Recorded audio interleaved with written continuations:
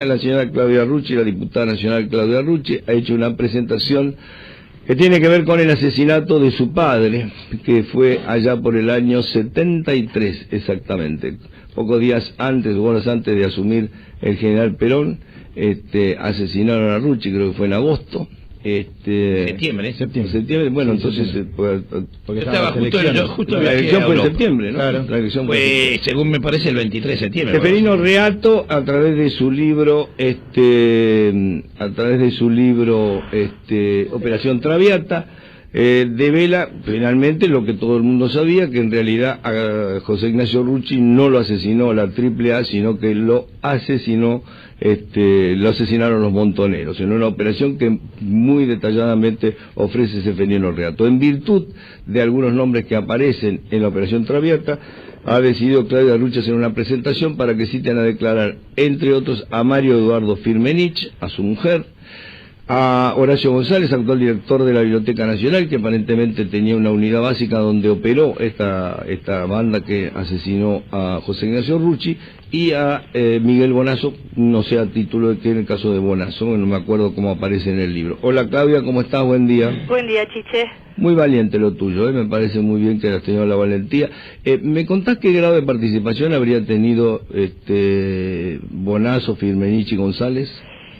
Mira, yo le presenté al juez 13 nombres, 13 personas que participaron de Montoneros por aquellos años, y en realidad se lo dividí en tres grupos. Uno es Mario Firmenich y Perdía, y Roberto Perdía, que en ese momento eran conducción nacional de Montoneros, por lo cual estoy convencida que ellos dieron la orden para planificar este atentado. Después Ernesto Jaureche, que por la investigación que yo hice, Ernesto Jaureche fue quien es la persona clave, porque fue quien le dio la información a Reato para su libro Operación Traviata. Cuando sale este libro y nosotros logramos reabrir la causa, el juez Lijo lo cita a Reato y yo presencio esa testimonial, y lo primero que le pregunta es quién había sido su fuente. Sí. Él se niega a decirlo, se ampara por supuesto en la Constitución, y a partir de ahí yo decidí empezar a hacer una investigación paralela, porque estuve convencida que si yo sabía quién era la fuente de Reato, yo iba a llegar a los asesinos de mi padre. Y efectivamente estoy convencida que Ernesto Jaureche fue quien fue la fuente de Reato. Por eso le pido al juez que lo cite. ¿Y Ernesto Jaureche qué grado de participación o conocimiento tenía como para tener la certeza de todos los nombres y cómo fue el proceso del asesinato de tu papá? Mira, Ernesto Jaureche era funcionario de la provincia de Buenos Aires, subsecretario de Asuntos Municipales en ese momento. Él vivía en un departamento muy cerca de Avellaneda y Nazca, que fue donde asesinaron a mi padre, y él, debido a este cargo, se traslada con toda su familia a La Plata. Ese departamento queda vacío, según yo supongo, por eso le pido al juez que le pregunte qué hizo con ese departamento, si lo vendió, si lo alquiló, si lo regaló. Ese departamento fue el que se usó como base de operaciones. Como base de operaciones. Exacto. ¿Y tenía visual sobre la salida de tu papá de la casa? No, ese departamento estaba a un par de cuadras del lugar, pero sí, ahí es donde se armó el operativo, donde se juntaban las armas, donde luego Jaureche tuvo que, después del atentado, ir a limpiar ese departamento, y de allí salió con armas, con disfraces de pintores, que fue la manera que entraron los montoneros a la casa de al lado donde lo asesinaron.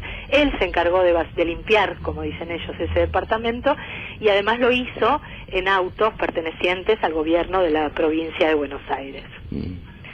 Estaba en ese momento gobernada por... ¿Cómo? ¿Por quién gobernaba? Por Videgain. Oscar Videgain. Exactamente. Por lo cual, yo creo que si el juez cita a esta persona que le dio tantos detalles a Reato, es porque esta persona, además, estoy convencida, tiene un contacto directo en este momento con dos montoneros que están vivos y que participaron activamente. Cuando digo activamente, digo que dispararon. ¿Y quiénes son? Eso no lo sé. Por eso le pido al juez que se lo pregunte. Yo sí sé que Roqué fue uno de los que disparó, pero está muerto. Y lo que quiero es que él le pueda decir al juez. ¿Cuántos fueron los que dispararon? Por los datos que nosotros tenemos, concretos, 3, pero la verdad es que estos detalles seguramente Ernesto Jaureche puede darlos. Decime, ¿cuál fue la razón por la cual eligen a tu papá como víctima propiciatoria, independientemente de lo que era la vieja guerra entre montoneros y lo que se suponía era la burocracia sindical? ¿Por qué a Rucci? Rucci era secretario general de la CGT en ese momento, y ¿cuál fue la razón esgrimida? Bueno, ellos lo dicen, dicen que quisieron tirarle un fiambre arriba de la mesa al general para demostrarles que, según ellos, Perón se estaba corriendo hacia el centro, y que ellos querían demostrarle que sin ellos no iba a llegar al poder o no iba a serle fácil gobernar la Argentina. Yo siempre digo, Chiche, a mi padre lo asesinaron en democracia. Sí. Y esto me parece que hay que tenerlo muy presente, y lo asesinaron en democracia 48 horas después que ganó el general Perón las elecciones. Entonces me parece que este es un dato para tener en cuenta, ¿no? ¿Cuántos años tenías vos, Claudia? 9. ¿Y te acordás perfectamente? Sí, perfectamente. ¿Vos estabas en la casa, no? No, yo estaba en el colegio, pero esto fue a las 12:15 del mediodía cuando nosotros volvíamos a almorzar a casa. ¿Y qué viste todo ese...? ¿Y qué llegaste a ver? ¿Nada, todo? En realidad nosotros veníamos con mi hermano y en un auto, y vimos mucha policía, el ejército, mucha gente parada en la esquina de mi casa, el tránsito cortado y desviado. ¿Vos venías sola? No, venía con un chofer y con mi hermano. Sí. Y el chofer que para nos pide que no nos bajemos del auto, baja, habla con un gendarme y vuelve a subir al auto y nos dice que había ocurrido un accidente de tránsito, que nos iba a llevar a la casa de un matrimonio amigo de mi padre que quedaba muy cerca de ahí. ¿Y vos qué supusiste? ¿Que había habido un accidente o que le había pasado a tu papá? Yo no, la verdad yo no entendía mucho, sabía que algo raro estaba sucediendo porque cuando llegamos a la casa de este matrimonio amigo no nos dejaban salir de la cocina, nos dieron de comer y ellos tenían un televisor en el living y el marido el hombre de la casa, digamos, estaba encerrado en el living viendo la tele, y yo algo debo haber presentido porque en cuanto vi que se distrajeron, que sentí que Raúl, se llamaba el dueño de casa, había pasado al baño, me escapé y me fui al living. Y ahí estaban transmitiendo. Y justo cuando entré, recuerdo perfectamente, había una placa que decía: asesinaron a José Ignacio Rucci. ¿Y qué te pasó a vos? Y así me enteré. Y a partir de ahí no recuerdo más, Chiche. Recuerdo... ¿Estás bloqueada? Sí, recuerdo, sí. Lo último que recuerdo es que me tiré en un sillón, en una cama que había en la pieza de los hijos, y que vinieron los 2 adultos a hablar conmigo, pero ya todo eso lo recuerdo como una nebulosa, empiezo a recordar luego ya estando en el cuarto al lado de mi madre. Claudia, ¿y vos qué crees que va a resolver el juez? Porque digo, acá el tema es si la causa está prescripta si fuera un crimen convencional, si fuera considerado un crimen de lesa humanidad, que hay algunos jueces o alguna jurisprudencia que cree que este tipo de las bandas armadas también puede cometer crímenes de lesa humanidad, digo, se reabrirá la causa. En caso contrario eso se cierra y chau, se archiva. Sí, la verdad no es lo que me moviliza ahora, Chiche. Yo lo que quiero es, mi madre es una mujer muy mayor que arrastra toda esta historia con mucho dolor. Yo me siento con la obligación de saber, que alguien diga que efectivamente fue el grupo Montoneros y quiénes fueron y por qué lo hicieron, y que pidan perdón. Ni siquiera pido que esto se declare un delito de lesa humanidad y que terminen presos, pero sí creo que merecemos que alguien nos pida perdón. Sí, a ver, José Ignacio Rucci era tan peronista como los que lo mataron. Bueno, sí. Digamos, es tan difícil de hacer entender esto, porque la gente puede creer, bueno, digo, qué sé yo, es un crimen hecho por enemigos políticos, pero en realidad eran todos cuña del mismo palo, ¿no?